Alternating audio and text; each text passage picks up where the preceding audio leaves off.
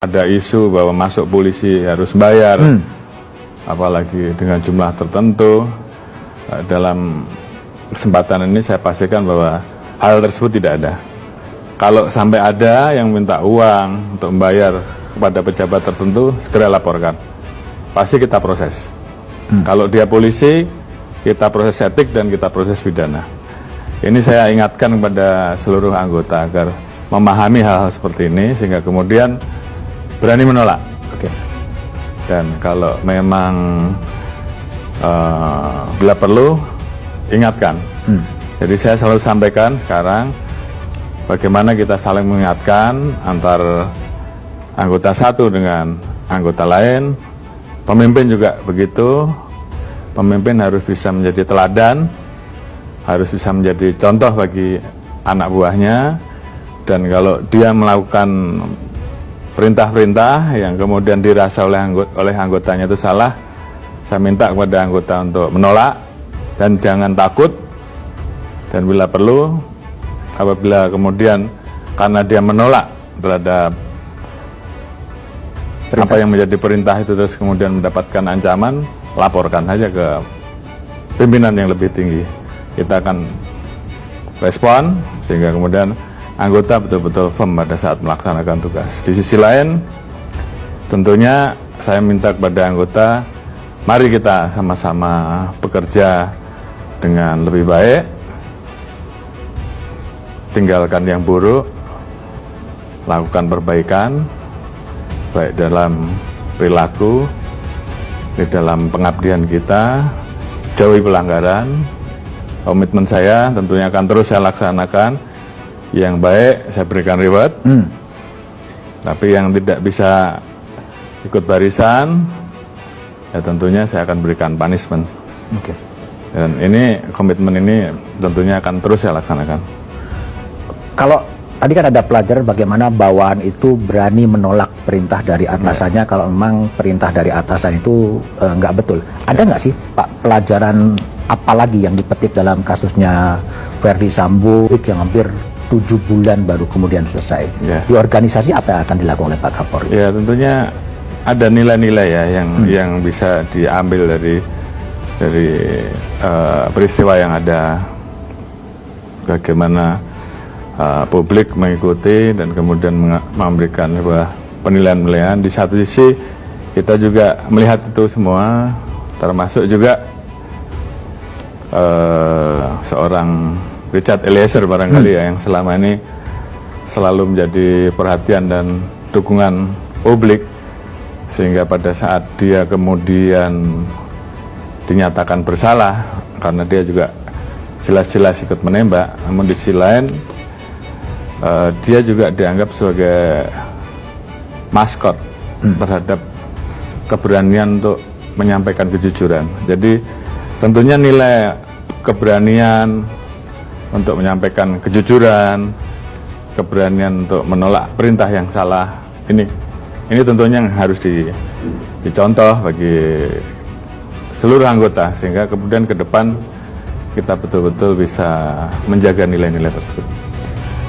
Kalau dari sisi sistem promosi atau sistem apa dalam kasus Sambo gitu, yang itu bagaimana? Apakah memang ada perlu evaluasi lagi penempatan dari perwira kepolisian, perwira tinggi kepolisian agar betul-betul matang atau betul seperti itu dalam belajar dari kasus Ferdy Sambo, Pak Kapolri? Ya, tentunya perbaikan terhadap Polri terus kita lakukan, mulai dari sistem rekrutmen ya. Rekrutmen prinsip bersih, transparan, ini tentunya menjadi bagian yang harus terus kita jaga dan kita pertahankan. Jadi dalam kesempatan ini saya juga sampaikan, kalau di lapangan kemudian ada isu bahwa masuk polisi harus bayar, apalagi dengan jumlah tertentu, dalam kesempatan ini saya pastikan bahwa hal tersebut tidak ada.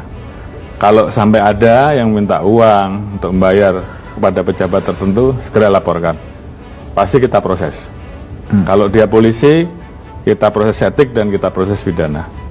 Tapi kalau itu orang luar dan masyarakat tersebut yang merasa dirugikan mau melapor, kita pasti proses. Karena kita pengen bahwa integritas itu mulai dari masalah rekrutmen. Kemudian di dalamnya tentunya kita akan melakukan asesmen termasuk tes psikologi secara rutin berkala, sehingga kemudian faktor kejiwaan dari personil-personil kita itu tentunya bisa kita ikuti. Oleh karena itu tes psikologi di awal itu menjadi sangat penting, karena itu juga